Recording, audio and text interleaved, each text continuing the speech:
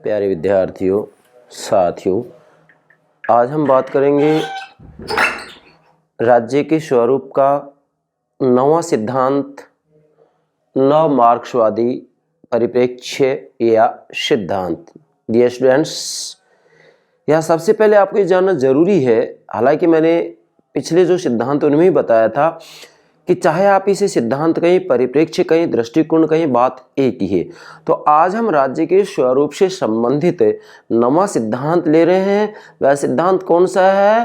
राज्य के स्वरूप का नव मार्क्सवादी सिद्धांत।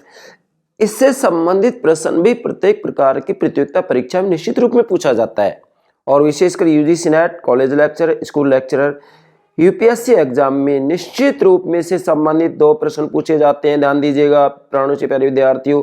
जैसे कि साथ में जो स्नातक स्तर के विद्यार्थी हैं, स्नातकोत्तर स्तर के विद्यार्थी हैं, उनको भी राज्य के स्वरूप को ठीक से समझना हो तो नव मार्क्सवादी सिद्धांत या परिप्रेक्ष्य या दृष्टिकोण को समझना निहायत जरूरी है। तो मेरे प्राणों से प्यारे विद्यार्थियों, प्रतिदिन जो मैं एक लेक्चर मेरे यूट्यूब चैनल पर अपलोड करता हूँ, उसकी जानकारी, सूचना आपको प्राप्त हो सके, इसके लिए हमारे चैनल को सब्सक्राइब अवश्य कीजिएगा। आशा करता हूँ आपने हमारे चैनल को सब्सक्राइब कर दिया होगा। Thank you very much, thank you very much. Yes dear students, ध्यान दें, नव मार्क्सवादी परिप्रेक्ष्य या सिद्धांत या दृष्टिकोण, ये राज्य के स्वरूप का नवा सिद्धांत है। मैंने आपको पहले कहा था कि मैं राज्य के स्वरूप से संबंधित जितने भी सिद्धांत है सारे के सारे व्यवस्थित क्रमबद्ध रूप में समझाऊंगा, चाहे इसमें मुझे 1 महीना लगे, इस बात से कोई मतलब नहीं है, क्योंकि मुझे तो आपको राजनीति विज्ञान समझाना है, और राजनीति विज्ञान को मैं सुप्रीम साइंस, मास्टर साइंस मानते हुए आपको समझा रहा हूं, क्योंकि राजनीति विज्ञान के जनक अरस्तु ने पॉलिटिकल साइंस को सुप्रीम साइंस और मास्टर साइंस की ही संज्ञा दी थी। किसकी? सुप्रीम साइंस, मास्टर साइंस, मतलब सर्वोच्च विज्ञान, स्वामी विज्ञान माना था अरस्तु ने। किसको? राजनीति विज्ञान को। तो मैं इस बात को ध्यान में रखते हुए ही आपको राजनीति विज्ञान समझाऊंगा, मैं बार बार ये बात बोल रहा हूं। तो प्राणों से प्यारे विद्यार्थियों, नव मार्क्सवादी परिप्रेक्ष्य आप समझें, इसके लिए इसकी पृष्ठभूमि तैयार करते हैं। सर्वप्रथम ध्यान दीजिएगा, जैसा कि मैंने यहाँ डायग्राम बनाया है, इस डायग्राम के माध्यम से आप कंप्लीट रूप में नव मार्क्सवादी परिप्रेक्ष्य को समझ सकते हैं। ये स्टूडेंट्स, वास्तव में जब हम राजनीतिक चिंतन के इतिहास का अध्ययन करते हैं, भाई, चाहे पश्चिमी राजनीतिक चिंतन के इतिहास की बात हो, वहां हम व्यवस्थित रूप में जो राजनीतिक चिंतन की शुरुआत होती है प्लेटो से होती है, क्योंकि प्लेटो को ही राजनीति दर्शन का जनक माना जाता है, और प्लेटो की सबसे प्रथम और महत्वपूर्ण विश्व प्रसिद्ध जो पुस्तक है रिपब्लिक है, अंतिम पुस्तक लॉज है। क्या? अंतिम पुस्तक द लॉज है। तो वास्तव में चाहे प्लेटो हो, अरस्तु हो, Aquinas, Machiavelli, Hobbes, Locke, Rousseau, Jeremy Bentham, Mead, Laski, Karl Marx, दुनिया भर के राजनीतिक विचारक हैं।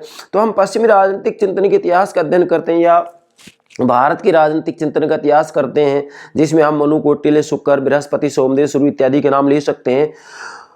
तो वास्तव में राज्य की प्रकृति, राज्य के कार्य, राज्य के उद्देश्य, राज्य के तत्व, व्यक्ति और राज्य के संबंधों के बारे में विभिन्न प्रकार के सिद्धांत दिए गए हैं, जिनमें से आज हम नवा सिद्धांत ले रहे हैं। मतलब ये सभी सिद्धांत राज्य की प्रकृति, कार्य, उद्देश्य, तत्व और व्यक्ति और राज्य के संबंधों के बारे में अपने अलग अलग तर्क देते हैं। जैसा कि मैंने यहाँ नोट भी किया है, क्या कि राजनीतिक चिंतन के इतिहास में आप भारत में मनु से शुरू कर सकते हैं, पश्चिम में प्लेटो से शुरू करते हैं। राजनीतिक चिंतन के इतिहास में राज्य की प्रकृति, कार्यों तथा व्यक्ति और राज्य के संबंध में विभिन्न सिद्धांत प्रस्तुत किए गए। मतलब वास्तव में राज्य की प्रकृति क्या हो, राज्य के कार्य क्या हो, कार्यों की संख्या कम हो, ज्यादा हो, व्यक्ति और राज्य के संबंध क्या हो, व्यक्ति को साध्य माने या साधन माने, राज्य को साध्य माने या साधन माने, तो इनसे संबंधित विभिन्न प्रकार के सिद्धांत प्रस्तुत किए गए हैं। क्या? इनसे संबंधित विभिन्न प्रकार के सिद्धांत प्रस्तुत किए गए, जिसमें आज हम नवे सिद्धांत की बात कर रहे हैं। बेटा ध्यान दीजिएगा, ये बात समझना जरूरी है। इसके बाद मैंने यहाँ लिखा है कि राज्य की प्रकृति से जुड़े विविध परिप्रेक्ष्य कह सकते हैं। मतलब जो ये राज्य की प्रकृति, कार्य तथा व्यक्ति और राज्य के संबंधों के बारे में विभिन्न सिद्धांत दिए गए, जिनकी संख्या लगभग 15 है। तो इन सिद्धांतों को विविध परिप्रेक्ष्य भी कह सकते हैं, इसलिए मैंने यहाँ नोट किया नव मार्क्सवादी परिप्रेक्ष्य। ध्यान दीजिएगा। देखिएगा इन सिद्धांतों को परिप्रेक्ष्य भी कहा जा सकता है, दृष्टिकोण भी कहा जा सकता है, इसलिए आपको भ्रमित होने की कतई आवश्यकता नहीं है कि सर तो हमें राज्य के स्वरूप के सिद्धांत समझा रहे हैं और यहाँ पर लिखा हुआ है नव मार्क्सवादी परिप्रेक्ष्य, तो इन्होंने परिप्रेक्ष्य क्यों कह दिया? क्योंकि इनको विविध परिप्रेक्ष्य की संज्ञा भी दी जाती है। यस, अब चलिए अब हम नव मार्क्सवादी परिप्रेक्ष्य को समझते हैं। डियर स्टूडेंट्स, मैंने यह लिखा है नौ मतलब राज्य के स्वरूप का ये 9वां सिद्धांत है। बिल्कुल क्रमबद्ध रूप में एक सिद्धांत को मैं ले रहा हूं और ये सारे सिद्धांत आप समझ जाते हैं तो चूंकि राजनीति विज्ञान के अध्ययन का जो केंद्र बिंदु होता है वो क्या होता है? राज्य होता है। इसलिए राज्य की अवधारणा को व्यापक रूप में समझना अति आवश्यक है। इसी कारण मैंने राज्य की उत्पत्ति से संबंधित जितने भी सिद्धांत है सारे अपलोड कर दिए। राज्य का अर्थ, इसके तत्व, विशेषता, सारी बातें अपलोड कर दिए। राज्य और समुदाय में अंतर ये भी मैंने अपलोड कर दिया है। और अब राज्य के स्वरूप के बारे में जितने भी सिद्धांत है वो क्रमबद्ध रूप में चल रहे हैं। इसके बाद में मैं राज्य, राष्ट्र, राष्ट्रीयता, इन सब के ऊपर भी आपको समझाऊंगा। मतलब मेरा मूल जो लक्ष्य है वो ये है कि राजनीति विज्ञान को मैं इस रूप में समझाऊं कि आपको इधर उधर भटकने की कतई आवश्यकता ना हो। डियर स्टूडेंट्स, ध्यान दें, मैंने यहां लिखा है मार्क्स, मतलब कार्ल मार्क्स और एंगेल्स जो कि मार्क्सवादी परिप्रेक्ष्य के मुख्य प्रवर्तक थे।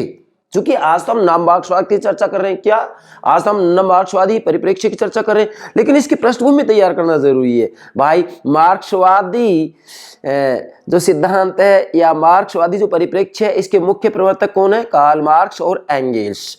इसलिए जो कार्ल मार्क्स और एंगेल्स हैं उनका कहना है कि समाज की आर्थिक उत्पादन प्रणाली आधार है। मतलब जो उत्पादन प्रणाली होती है वास्तविक रूप में वह समाज का क्या होता है? आधार होता है। मतलब समाज की आर्थिक उत्पादन प्रणाली आधार है और राज्य या राजनीतिक प्रणाली अधिरचना का हिस्सा है। मतलब यह वास्तविक रूप में कार्ल मार्क्स आर्थिक उत्पादन प्रणाली को, अर्थव्यवस्था को, आर्थिक शक्ति को, आर्थिक संबंधों को समाज व्यवस्था का आधार मान रहा है।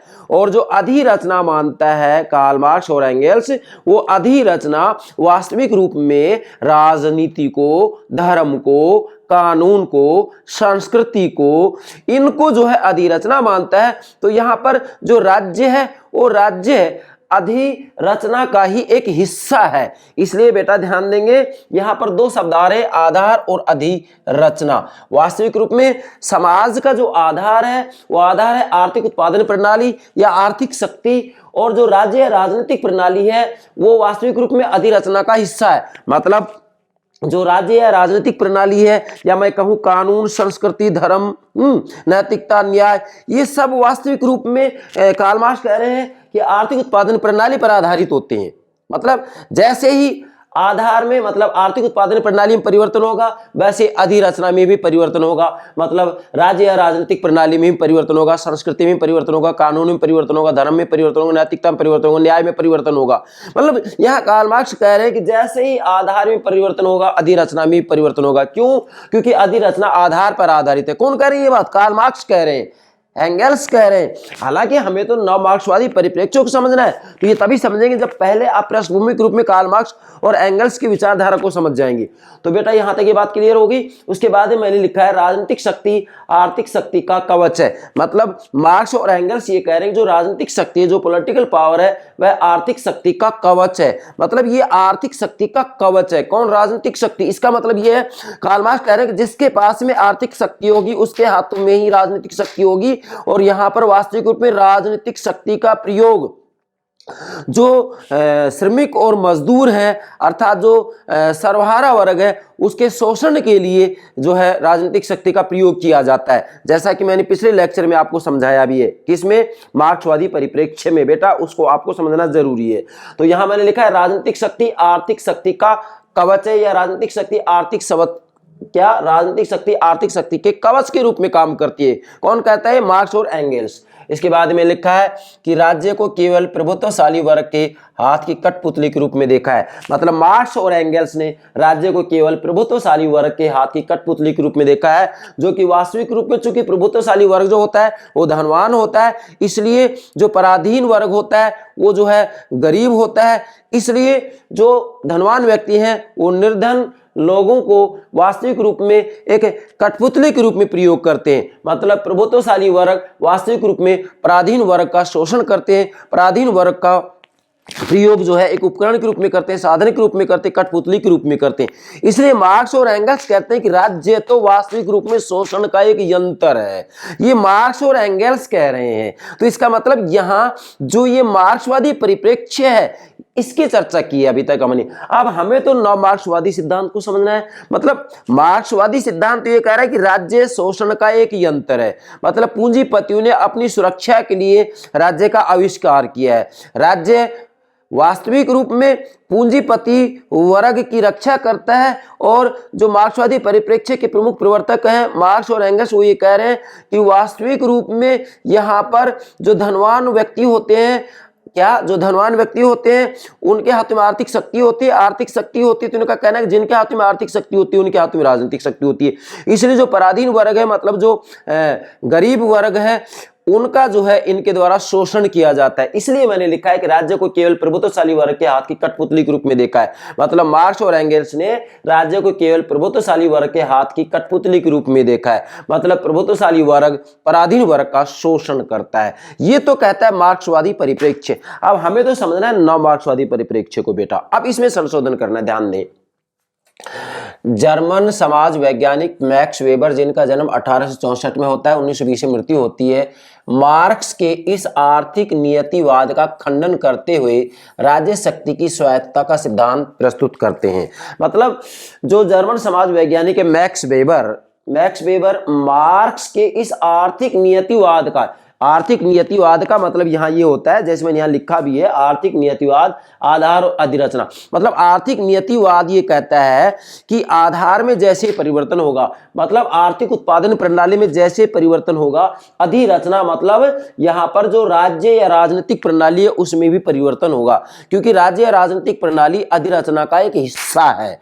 मतलब उत्पादन प्रणाली में जैसे परिवर्तन होगा, राजनीतिक प्रणाली में भी परिवर्तन होगा। इसे ही कहा जाता है आर्थिक नियतिवाद।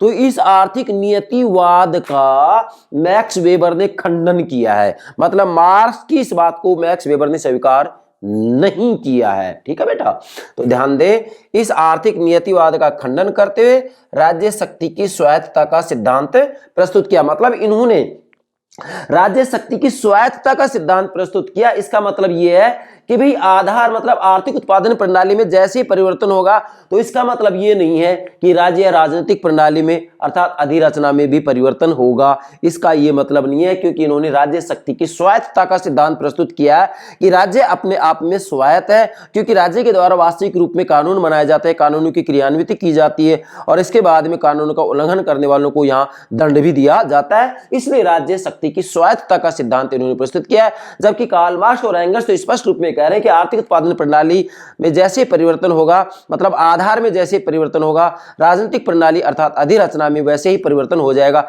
इसका मतलब यहां पर राज्य या राजनीतिक प्रणाली को जो है स्वायत्त नहीं माना गया है, जबकि यहां मैक्स वेबर राजनीतिक प्रणाली को, राज्य को जो है स्वायत्त मान रहे हैं। इसलिए राज्य शक्ति की स्वायत्तता का सिद्धांत प्रस्तुत किया है किसने? मैक्स वेबर ने। यही नव मार्क्सवाद है। क्या? यही नव मार्क्सवाद है। बेटा आगे बढ़े। 20वीं शताब्दी के आरंभ में मैक्स वेबर ने तर्क दिया, क्या तर्क दिया?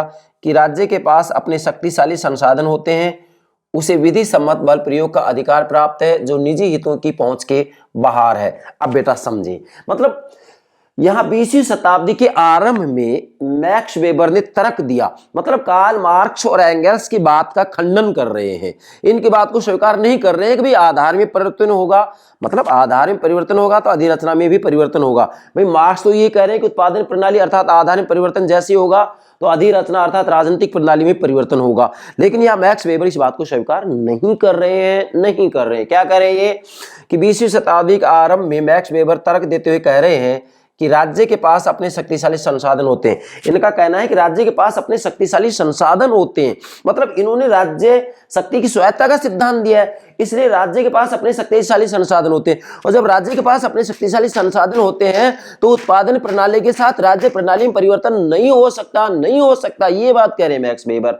आगे कह रहे हैं कि उसे विधि सम्मत बल प्रयोग का अधिकार प्राप्त है जो निजी हितों की पहुंच के बाहर है, अर्थात वास्तविक रूप में राज्य को विधि सम्मत बल प्रयोग का अधिकार प्राप्त होता है जिससे कि निजी हितों की, मतलब जो निजी हित है, मतलब अन्य जो समुदाय होते हैं जो निजी हितों की पहुंच से बाहर है, अर्थात वास्तविक रूप में राज्य के पास जो विधि सम्मत बल प्रयोग का अधिकार है वो अन्य निजी हितों, निजी समुदायों के पास में नहीं होता है, केवल राज्य के पास में होता है। इसलिए यह कहा जा सकता है कि राज्य शक्ति की स्वायत्तता का सिद्धांत मैक्स वेबर ने प्रस्तुत किया है। इसलिए राजनीतिक प्रणाली में उत्पादन प्रणाली के परिवर्तन के साथ परिवर्तन नहीं हो सकता, ये बात कह रहे हैं यहां पर मैक्स वेबर। इसे ही कहते हैं नव मार्क्सवादी परिप्रेक्ष्य, मतलब आधार अर्थात आर्थिक उत्पादन प्रणाली में जैसे परिवर्तन होता है तो राज्य राजनीतिक प्रणाली में भी परिवर्तन होता है, जिसे अधिरचना कहा जाता है। ये तो कार्ल मार्क्स कह रहे हैं, लेकिन मैक्स वेबर इस बात को स्वीकार नहीं कर रहे हैं कि आधार में अर्थात आर्थिक उत्पादन प्रणाली में जैसे परिवर्तन होगा तो राज्य राजनीतिक प्रणाली में भी परिवर्तन होगा,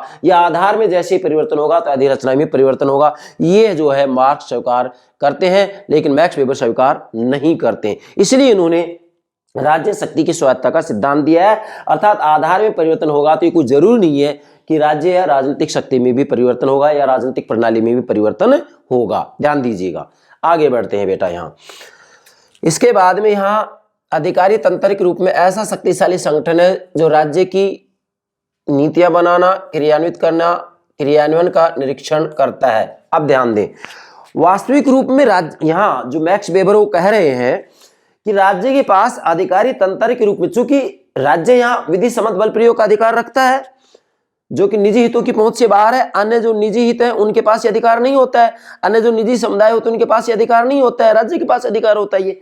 इसलिए राज्य के पास मतलब वास्तविक रूप में अधिकारी तंत्र के रूप में ऐसा शक्तिशाली संगठन है जो राज्य की नीतियां बनाता है, मतलब राज्य की नीतियां बनाना, नीतियों को क्रियान्वित करना और क्रियान्वयन का निरीक्षण करता है, अर्थात व्यवस्थापिका, कार्यपालिका और न्यायपालिका, ये वास्तविक रूप में जो है राज्य के पास होता है। मतलब राज्य के तत्वों की जब हम बात करते हैं, जनसंख्या, निश्चित विभाग, सरकार और संप्रभुता, तो यहाँ पर हम कहेंगे कि राज्य के पास अपनी सरकार होती है, ठीक है। और जब सरकार होती है, सरकार की 3 अंग होती है, व्यवस्थापिका, कार्यपालिका, न्यायपालिका।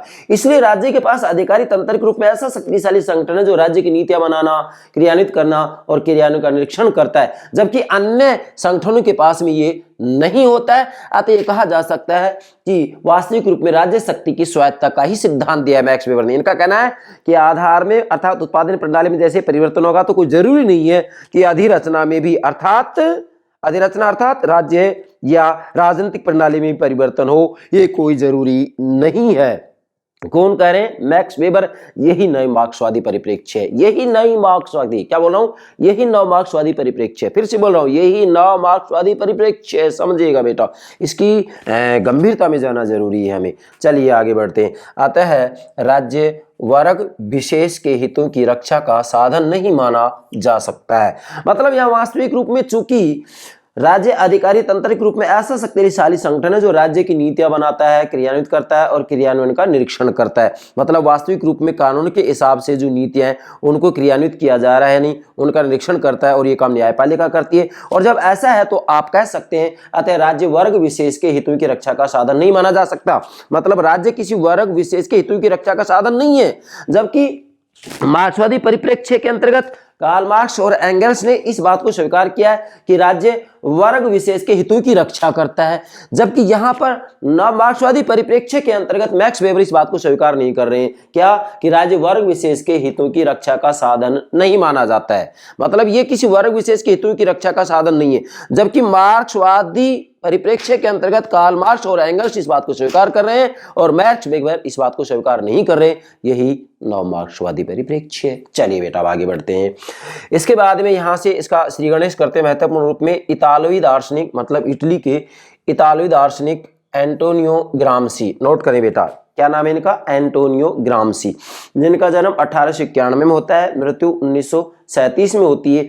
ये एक ऐसे पहले विचारक हैं, कौन, एंटोनियो ग्राम्सी, ऐसे पहले विचारक हैं जिसने मार्क्सवादी विश्लेषण के अंतर्गत राज्य की सापेक्ष स्वायत्तता को स्वीकार किया। जरा ध्यान दीजिएगा यहां पर, अब ये भी राज्य की स्वायत्तता को स्वीकार कर रहे हैं लेकिन निरपेक्ष नहीं, राज्य की सापेक्ष स्वायत्तता को स्वीकार कर रहे हैं। निरपेक्ष नहीं, सापेक्ष स्वायत्तता को स्वीकार कर रहे हैं। बेटा ध्यान दें, राज्य की सापेक्ष स्वायत्तता को स्वीकार किया है, मतलब यहां इसका ये होगा कि राज्य वास्तविक रूप में किसी न किसी रूप में मूल्यों से प्रभावित होता है, जबकि राज्य की निरपेक्ष स्वायत्तता का मतलब होता है कि राज्य किसी भी रूप में मूल्यों से प्रभावित नहीं होता है। इसका मतलब ये होगा, तो राज्य की सापेक्ष स्वायत्तता को इन्होंने स्वीकार किया है। बेटा फिर से ध्यान दें, यहां एंटोनियो ग्राम्शी ऐसा पहला विचारक है जिसने या इसने पहला ऐसा विचार दिया है जिसने मार्क्सवादी विश्लेषण के अंतर्गत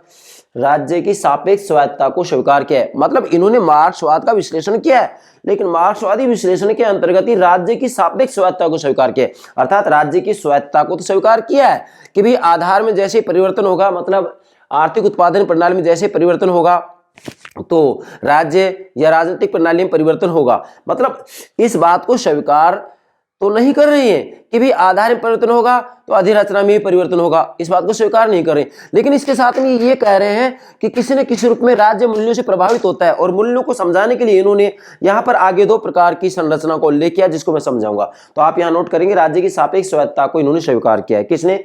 एंटोनियो ग्राम्शी ने। अब इस बात को आगे समझेंगे हम। ध्यान दें बेटा, ग्राम्शी ने बुर्जुआ राज्य में, बेटा आप समझे इसको, ग्राम्शी ने बुर्जुआ राज्य में, बुर्जुआ राज्य का मतलब क्या होता है? पूंजीवादी राज्य। क्या? पूंजीवादी राज्य। भाई मार्क्सवाद की शब्दावली में पूंजीपति को बुर्जुआ कहा जाता है और जो श्रमिक मजदूर होते हैं उनको क्या कहा जाता है? सर्वहारा। ठीक है, तो यहाँ पर दो वर्ग हुए, बुर्जुआ और सर्वहारा, तो मार्क्सवादी शब्दावली में है, इसलिए जब मैं बुर्जुआ बोलूं तो इसका मतलब पूंजीपतियों से लिया जाएगा।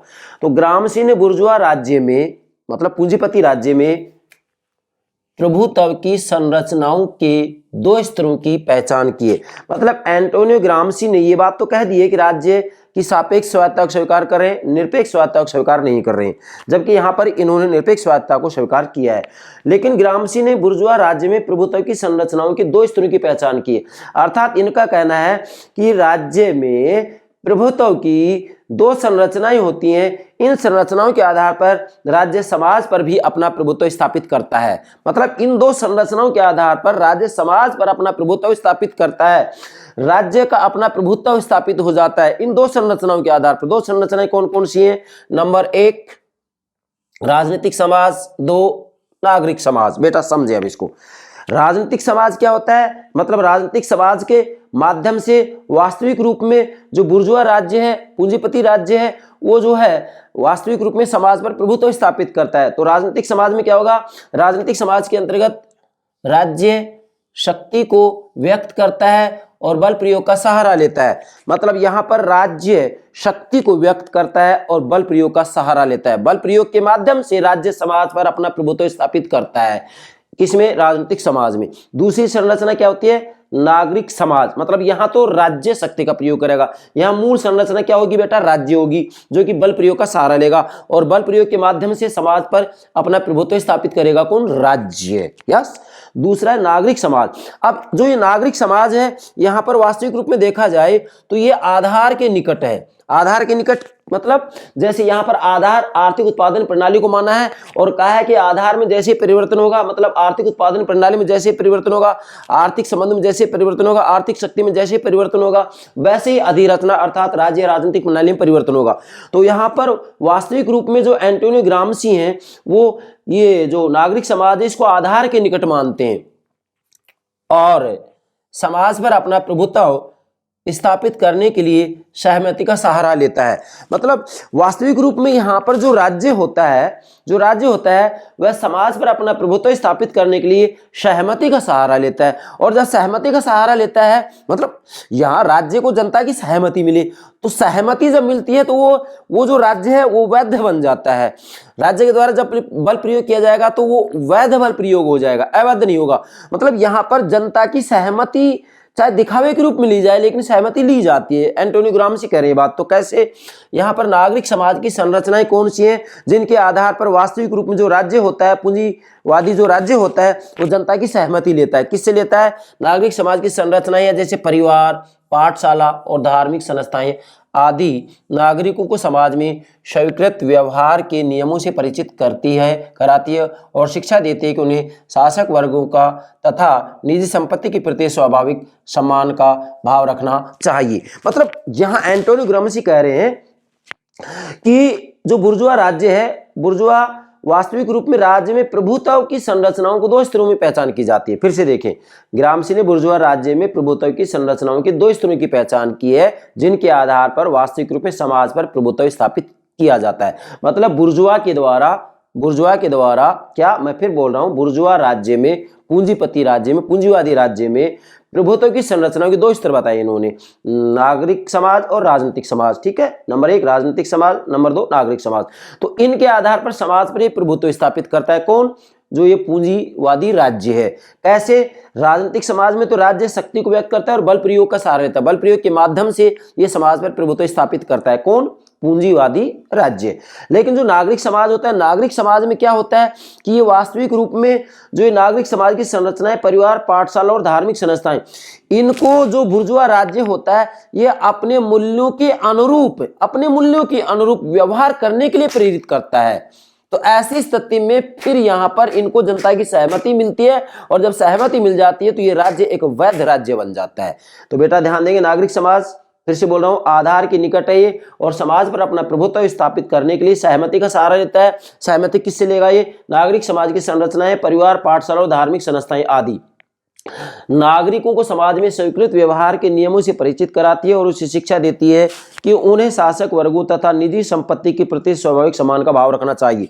मतलब यहाँ परिवार, पाठशाला और धार्मिक संस्थाओं के अंतर्गत ये सिखाया जाता है, क्या सिखाया जाता है कि उन्हें शासक वर्गों, मतलब जो बुर्जुआ राज्य है, जो पूंजीवादी राज्य है, जो पूंजीपति का शासक वर्ग है, उन्हें शासक वर्गों तथा निजी संपत्ति के प्रति स्वाभाविक सम्मान का भाव रखना चाहिए। मतलब परिवार में सिखाया जाता है, पाठशाला में सिखाया जाता है, धार्मिक संस्थाओं में सिखाया जाता है कि भाई जो बुर्जुआ राज्य है उनके प्रति ये सम्मान दें, ये सिखाया जाता है। अब यहाँ जब ये सिखाया जाता है, ऐसी स्थिति में यहाँ पर यदि अन्याय भी होगा तो अन्याय भी न्याय प्रतीत होगा, ये कहते हैं एंटोनियो ग्राम्शी, जैसा कि आगे मैं बताऊंगा। ध्यान दें, ये संरचनाएं मीन्स परिवार, पाठशाला और धार्मिक संस्था इत्यादि और भी होते हैं, ढेरों हैं। ये तो मैं एग्जांपल दे रहा हूं कि परिवार में भी सिखाया जाएगा। मतलब यहाँ शिक्षा की व्यवस्था इस रूप में की जाएगी कि भी वास्तविक रूप में परिवार में, पाठशाला मतलब विद्यालय, महाविद्यालय, विश्वविद्यालयों में, धार्मिक संस्थाओं में ढेरों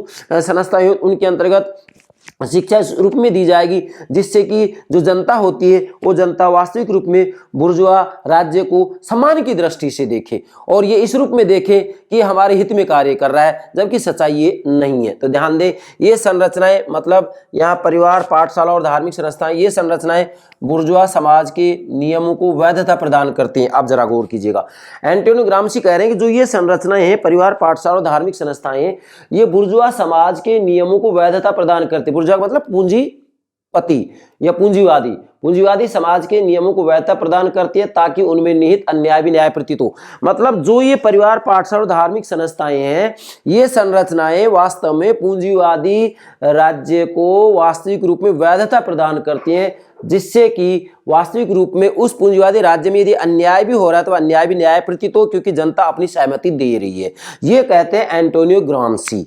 इसलिए एंटोनियो ग्राम्शी का कहना है कि केवल जो आर्थिक उत्पादन प्रणाली है उसी के ऊपर जो है राज्य राजनीतिक प्रणाली आधारित नहीं होती है, बल्कि सच्चाई है कि जो शासक वर्ग होता है या जो बुर्जुआ राज्य है या जो पूंजीवादी राज्य है, ये पूंजीवादी राज्य अपने मूल्यों के अनुरूप इन संरचनाओं में अर्थात परिवार, पाठशाला, धार्मिक संस्थाओं के अंतर्गत इस रूप में शिक्षा दी जाती है कि जो बुर्जुआ राज्य है उस बुर्जुआ राज्य के मूल्यों को ये स्वीकार करें, इस रूप में इनको शिक्षा दी जाती है। और जब ये उनकी सहमति देते हैं, उनको स्वीकार करते हैं, तो ऐसी स्थिति में यदि अन्याय भी होता है तो वह न्याय प्रतीत होता है। अब आगे बढ़ते हैं।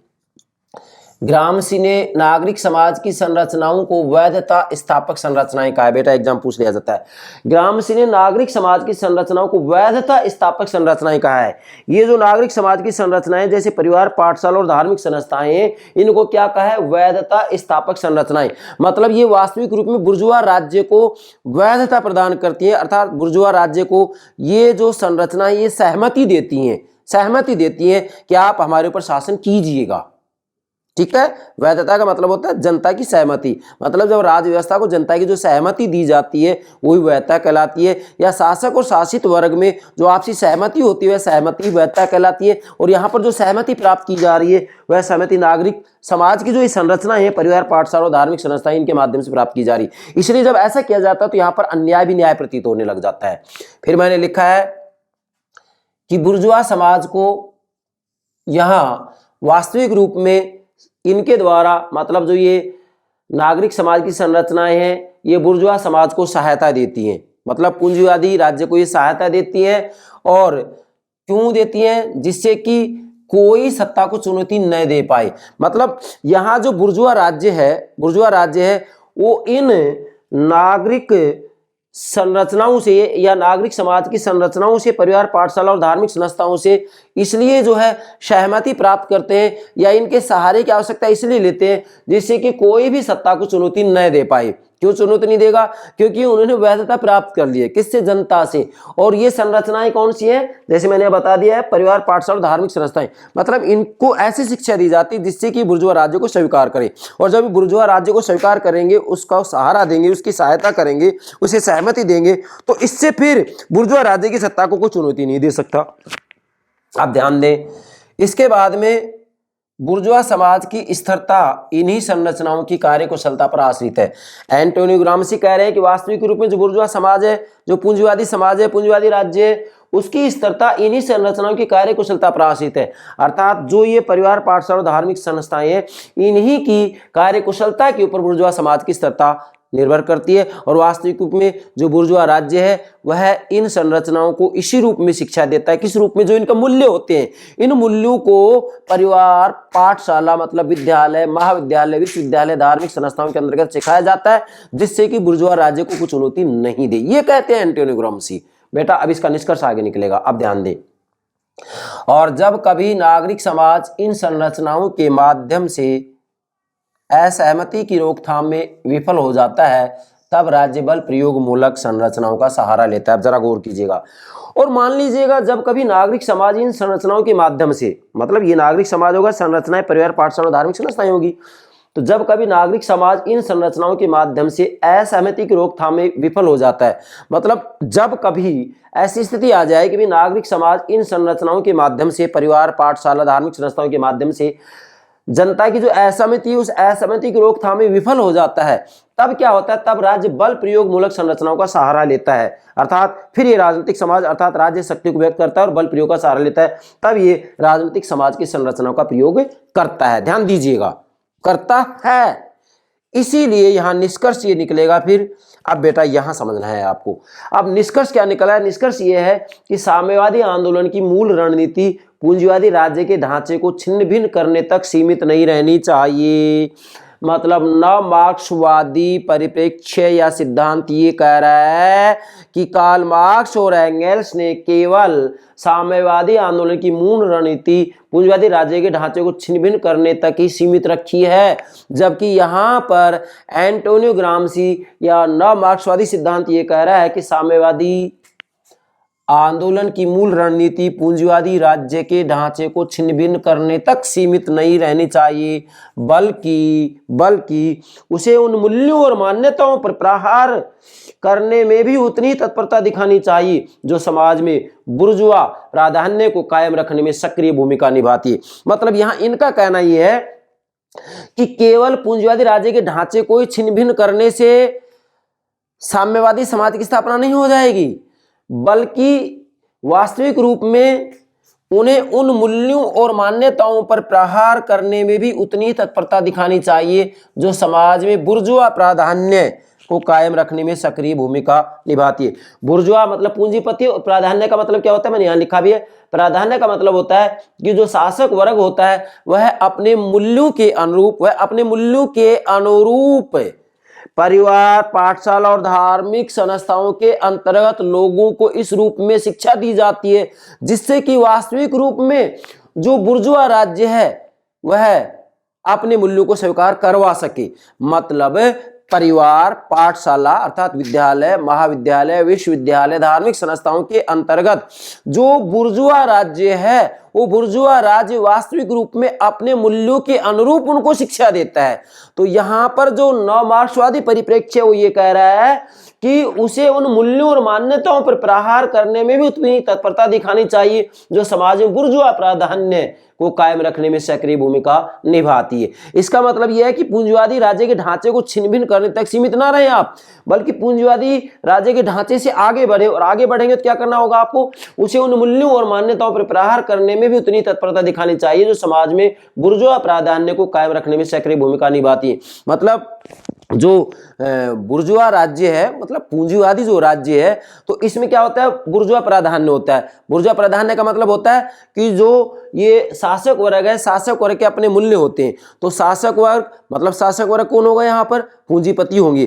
तो इनके जो मूल्य होते हैं उन मूल्यों के अनुरूप जो ये नागरिक समाज की संरचनाएं हैं, परिवार, पाठशाला, धार्मिक संस्थाएं, वहां शासक वर्ग के मूल्यों के अनुरूप इन संरचनाओं को भी ढाला जाता है कि भाई जो बुर्जुआ राज्य उनके मूल्यों को स्वीकार करें। तो वास्तविक रूप में यहाँ शासक वर्ग के मूल्यों के ऊपर भी प्रहार किया जाए, जिसके कारण ये परिवार, पाठशाला और धार्मिक संस्थाओं के मूल्यों को अपने अनुरूप डालते हैं। तो यहाँ मूल प्रहार मूल्यों पर भी किया जाना चाहिए।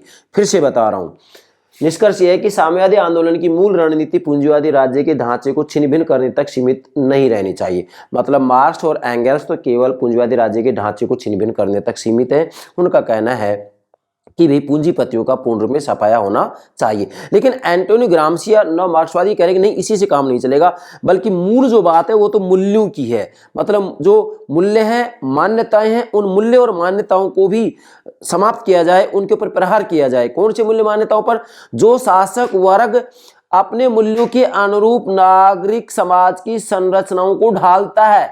नागरिक समाज की संरचनाओं का मतलब परिवार, पाठशाला और धार्मिक संस्थाओं में जो सिखाया जा रहा, जो शिक्षा दी जा रही है, उन मूल्यों पर प्रहार किया जाए। क्योंकि शासक वर्ग, पूंजीवादी राज्य अपने मूल्यों के अनुरूप इनको शिक्षा देता है, तो मूल प्रहार तो इन मूल्यों पर किया जाए, इन मान्यताओं पर किया जाए। इन मूल्यों और मान्यताओं पर प्रहार किया जाएगा तो ही जो है पूंजीवादी राज्य को समाप्त किया जा सकता है, अन्यथा पूंजीवादी राज्य समाप्त नहीं हो सकता। इसे ही कहते हैं नव मार्क्सवादी परिप्रेक्ष्य। जैसा कि मैंने यहाँ नोट भी किया है बेटा, प्राधान्य मतलब बुर्जुआ प्राधान्य। तो आप ये कहेंगे सर प्राधान्य क्या होता है, बुर्जुआ का मतलब पूंजीपति होगा। प्राधान्य का मतलब होता है कि शासक वर्ग अपने मूल्यों के अनुरूप, क्या शासक वर्ग अपने मूल्यों के अनुरूप जो शासित वर्ग होता है, जिसमें परिवार, पाठशाला, धार्मिक संस्थाएं इत्यादि आती हैं, ये अपने मूल्यों के अनुरूप उनको शिक्षा देता है। तो यहाँ पर प्रहार किया जाए कि जो शासक वर्ग है, जो पूंजीवादी राज्य है, वो अपने मूल्यों के अनुरूप उनको शिक्षा ना दे, इसके ऊपर प्रहार किया जाए। मतलब मूल्यों पर प्रहार किया जाए, मान्यताओं पर प्रहार किया जाए, तो ये प्राधान्य कहलाता है। और यहाँ मैंने लिखा है आर्थिक नियतिवाद। आर्थिक नियतिवाद का मतलब ये होता है कि आधार के अनुरूप अधिरचना में परिवर्तन आता है। आधार का मतलब होता है जो आर्थिक उत्पादन प्रणाली होती है या आर्थिक संबंध होते हैं, उनमें जैसे परिवर्तन होता है, तो अधिरचना मतलब राजनीति में, राजनीतिक प्रणाली में, राज्य में, है कानून में, नैतिकता में, धर्म में, संस्कृति में, इनमें परिवर्तन होता है। तो यहाँ वास्तविक रूप में जो मैंने यहाँ स्पष्ट लिखा है कि जो राजनीतिक प्रणाली वो भी अधिरचना का हिस्सा है। मतलब आधार में जैसे परिवर्तन होता है, अर्थात आर्थिक उत्पादन प्रणाली में, आर्थिक संबंधों में जैसे परिवर्तन होता है, तो अधिरचना अर्थात राजनीतिक प्रणाली, राज्य में भी परिवर्तन होता है। तो आधार आर्थिक उत्पादन प्रणाली होगी और अधिरचना राज्य राजनीतिक प्रणाली होगी। तो इसका मतलब होता है आर्थिक नियतिवाद। मतलब आधार में अर्थात आर्थिक उत्पादन प्रणाली में जैसे परिवर्तन होता है, तो अधिरचना अर्थात राज्य या राजनीतिक प्रणाली में परिवर्तन होता है। यही कहलाता है आर्थिक नियतिवाद। ये बात किसने कही है, कार्ल मार्क्स और एंगल्स ने। जबकि यहाँ पर नव मार्क्सवादी परिप्रेक्ष्य के अंतर्गत मैक्स वेबर इस बात को स्वीकार नहीं करते हैं। ये राज्य शक्ति की स्वायत्तता का सिद्धांत देते हैं। कौन, मैक्स वेबर, जैसा कि मैंने प्रारंभ में समझा दिया है। फिर मैंने इधर जैसे आधार अधिरचना लिखा है, तो ये बात यहाँ स्पष्ट होगी आर्थिक नीतिवाद में। फिर मैंने यहाँ लिखा है बुर्जुआ नागरिक समाज की संरचनाओं के मूल्यों पर प्रहार। मतलब वास्तविक रूप में जो बुर्जुआ है, यहाँ मैंने लिखा ना बुर्जुआ प्राधान्य, मतलब जो बुर्जुआ राज्य है या हम कहें पूंजीवादी जो राज्य है, ये क्या करता है कि अपने मूल्यों और अपनी मान्यताओं के अनुरूप नागरिक समाज की संरचनाओं को शिक्षा देता है कि हमारे मूल्यों को स्वीकार करें। और मूल्य क्या होते हैं इनको, कि शासक वर्गों तथा निजी संपत्ति के प्रति स्वाभाविक सम्मान का भाव रखना चाहिए। ये शिक्षा दी जाती है इनको परिवार, पाठशाला, धार्मिक संस्थाओं में शिक्षा ये दी जाती है कि उन्हें शासक वर्गों तथा निजी संपत्ति के प्रति स्वाभाविक सम्मान का भाव रखना चाहिए, ये शिक्षा दी जाती है। तो एंटोनियो ग्राम्शी कह रहे हैं कि बुर्जुआ जो राज्य है वो अपने मूल्यों के अनुरूप नागरिक समाज की संरचनाओं को शिक्षा देता है कि हमारे मूल्यों को स्वीकार करें, हमारे प्रति वास्तविक रूप में स्वाभाविक सम्मान का भाव रखें।